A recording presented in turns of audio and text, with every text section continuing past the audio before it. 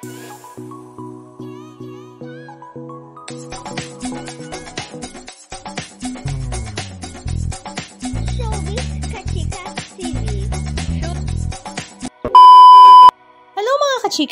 usap-usapan nga ngayon sa social media ang bagong talent ng ABS-CBN Kapamilya na very classic at napaka-gentleman ng image at higit sa lahat ay galing nga sa kilalang pamilya. Ito nga ay ang panganay na anak ng mag-asawang Dodot Jaworski at Mikey Cojuangco na si Robbie Jaworski. Bata pa nga lamang ay marami na nga raw nag-o-offer kay Robbie na mag-artista at pasukin ang showbiz industry.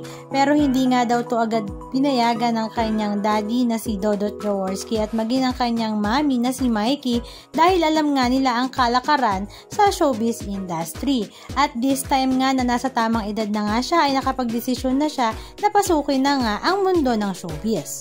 At this time nga ay nakuha na nga niya ang permission at suporta galing nga sa kanyang mami at daddy.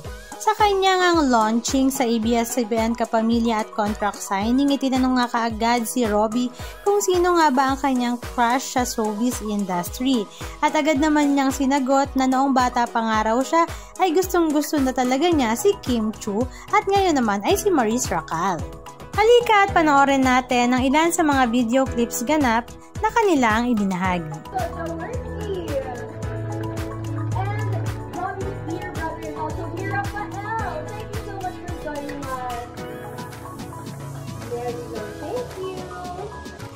Nagtapos po ako sa high school in 2018 sa Brent International School, Manila.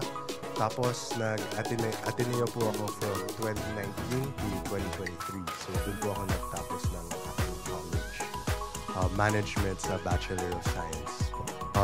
Ako po yung naging director for Hotel Brizo Management Inc. So bago po ako pumasok ng showbiz, nagtatrabaho po tayo sa Crown Plaza sa front desk. Upon which, nag-usap kami ng aking tatay na may negosyo po siyang hotel.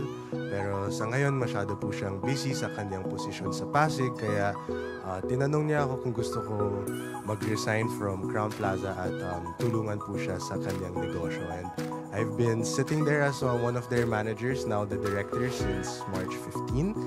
And so yeah, may isa pa po tayong buhay sa labas ng showbiz. May ano po tayo, day job po tayo. So, anong masasabi nyo mga kachika? Just comment down below. And please don't forget to subscribe. Thank you!